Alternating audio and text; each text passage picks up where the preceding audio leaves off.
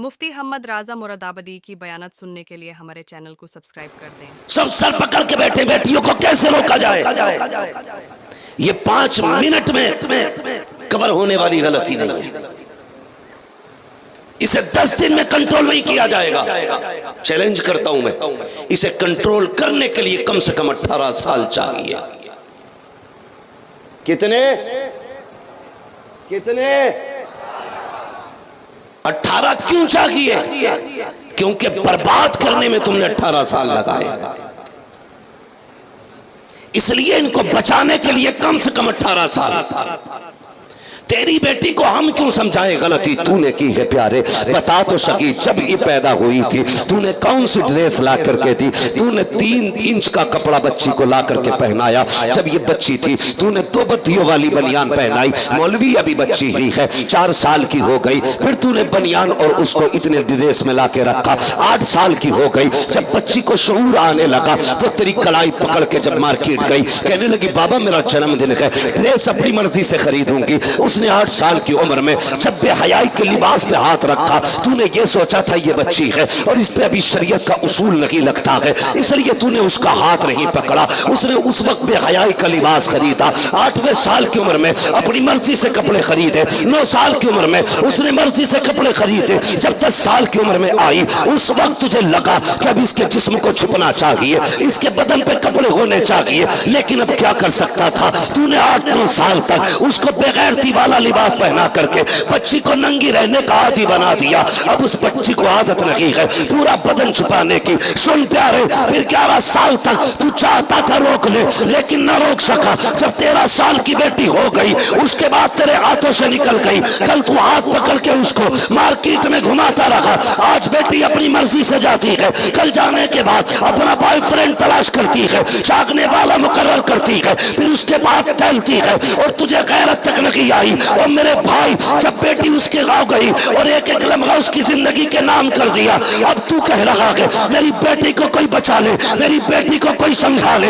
ऐसे बेटियां नहीं समझती हैं बेटियों को कैसे संभालना है। सुन प्यारे, जिस दिन पैदा हुई थी उसी दिन उसे मुकम्मल लिबास पहनाना था। चौथे साल में उसे पैरों तक की ड्रेस देनी थी। 10 साल की उम्र में उसको कलाई तक की ड्रेस देनी थी। 13 साल तक उसको यह एहसास दिलाना था तू आवारा पैदा नहीं हुई है, निकम्मी पैदा नहीं हुई है, बल्कि तू वो है जिसे जमीन के ऊपर कनीज़े फातिमा कहा जाता है, जन्नत के अंदर तुझे जन्नत का हकदार कहा जाता है।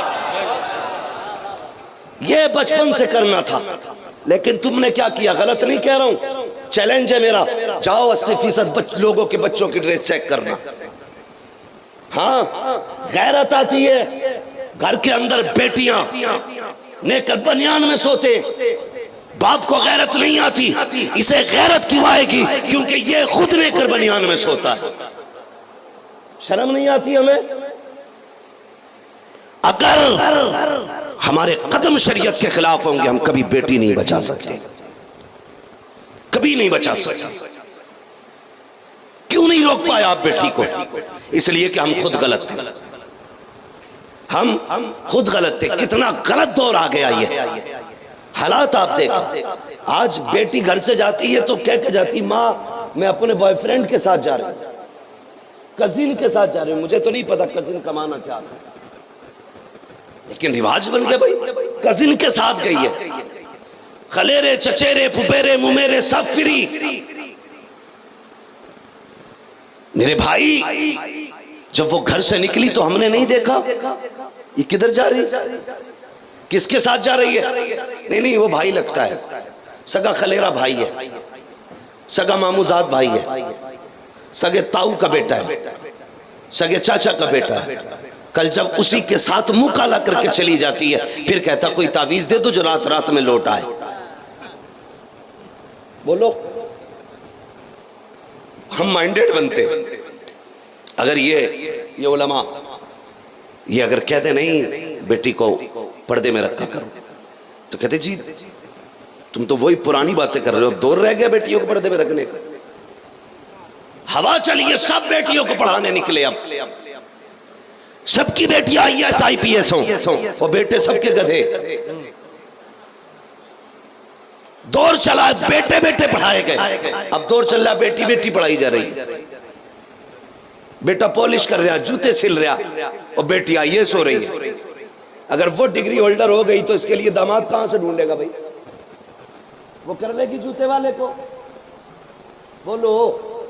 अगर लड़की पढ़ी लिखी होगी, मैं तालीम का मुखालिफ नहीं है, पहले सुन लेना, मैं कुछ समझाना चाहता हूं।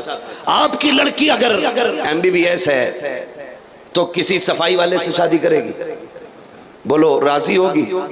अपने जोड़ का ढूंढेगी ना, और जोड़ का तुम्हारे अंदर नहीं मिलेगा तो फिर उधर से लेके आएगी। हाँ, गई ना हाथ से।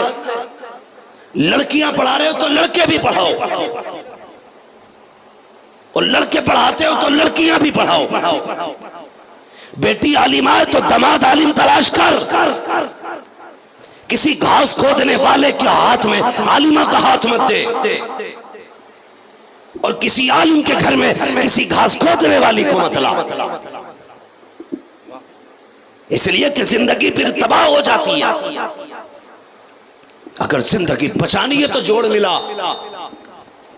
आलिमा बेटी है तो आलिम दामाद तलाश कर, क्या कहना है? और आलिम दामाद आलिम बेटा है तो आलिमा बेटी तलाश कर, ताकि जिंदगी बेहतर हो सके। मैं कई ऐसी आलिमाओं को जानता हूं जो खून के आंसू रोई हैं, जिनका यह कहना था हमारे बाप ने फैसला गलत किया। अल्लाह अल्लाह अल्लाह। हमारा हाथ किसी ऐरे गैरे के हाथ में इसलिए दे दिया गया कि वो पैसे वाला था। याद रख, जिंदगी पैसों से नहीं गुजरती है, जिंदगी प्यार से गुजरती है। बेशक। अगर मिजाज नहीं मिलता तो जिंदगी बेकार हो जाती है। और एक जाहिल और एक आलिम के मिजाज में जमीन और आसमान का फर्क होता है। इसलिए देखभाल के फैसला करना। अपनी बेटी का हाथ जब भी दो, देखभाल के देना। क्या कहना है? मैं ये कहना चाहता हूं, आप बेटियों की तालीम पे जोर देते और बेटे को हाई स्कूल करा के दुकान करा देते, कौन करेगा इस गधे से शादी?